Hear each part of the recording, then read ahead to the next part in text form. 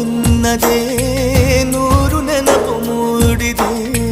ನನ್ನಲ್ಲೇನು ಆಗಿದೆ ಹೇಳಲೇನು ಆಗದೆ ಮನಸ್ಸು ಮಾಯವೆಂತೋ ಮಧುರ ಭಾವವೆಂತೋ ಪಯಣ ಎಲ್ಲಿಗೆಂತೋ ನಯನ ಸೇರಲೆಂತೋ ಮಿಲನವಾಗಲೆಂತೋ